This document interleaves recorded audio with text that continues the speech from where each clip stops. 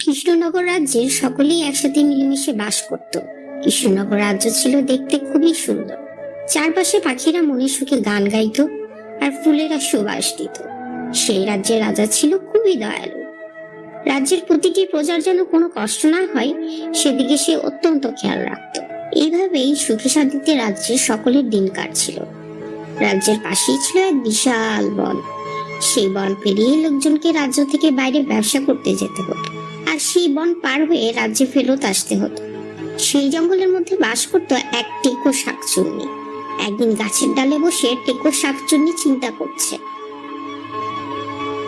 এভাবে আর কয়দিন? শাকচুন্নি রাজ্যে আমি সবচেয়ে কুৎসিত শাকচুন্নি।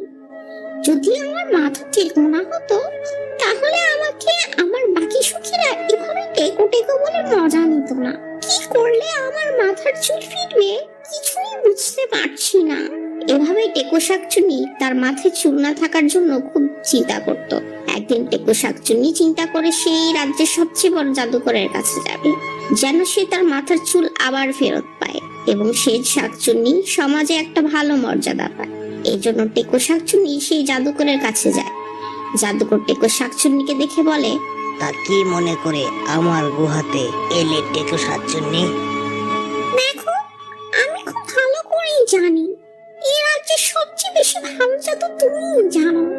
তুমি আমাকে বলো, আমি কি করলে আমার মাথার এই টাকটা ঢেকে যাবে?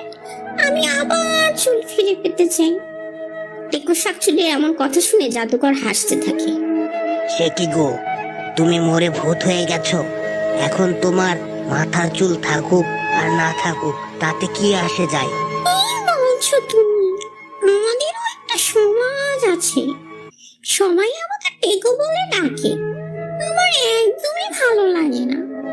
তুমি বলো, তুমি যদি আমাকে সাহায্য করো আমি তোমাকে অনেকগুলো স্বর্ণমুদ্রা দিতে পারবো।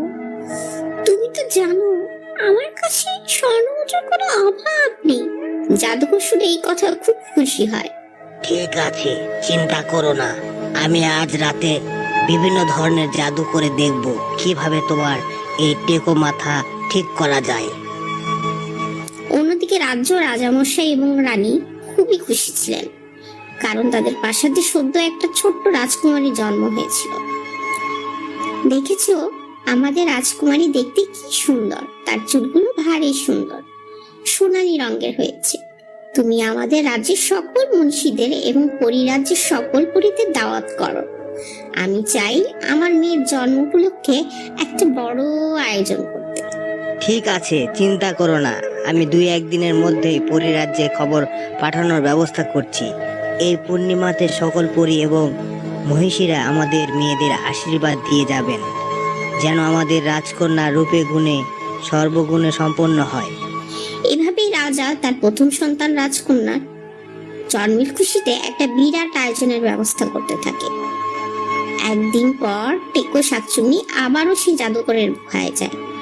জাদুকর শাকচুন্নিকে দেখে বলে, আমি সারা রাত ধরে অনেক চিন্তা ভাবনা করে অনেক জাদু করেছি, কিন্তু কোনো জাদুতেই তোমার চুল ফেরানো সম্ভব নয়, কারণ তুমি জীবিত মানুষ নও, তুমি একজন টেকো শাকচুন্নি।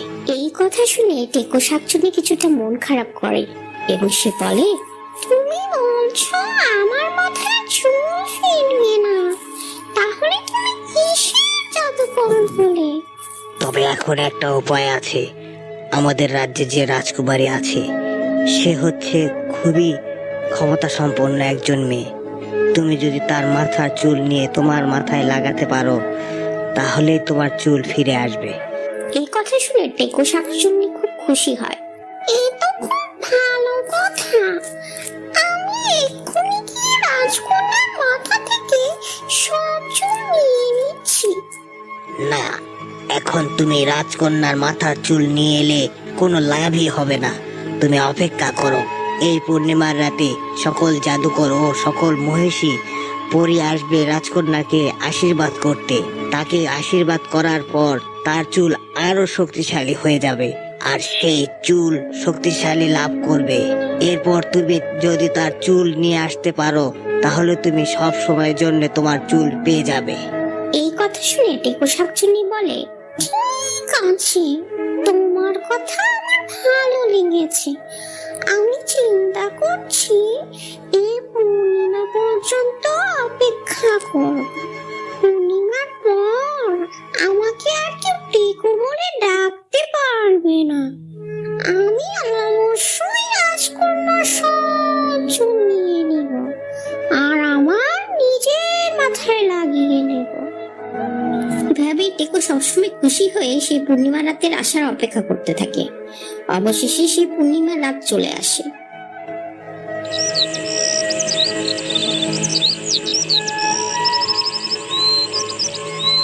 পুরো রাজ্যকে আলোকিত করা হয় এবং রাজ্যের সকাল থেকেই বিভিন্ন মনীষীরা এবং পরিরাজ্যের পরীরা আসতে শুরু করে।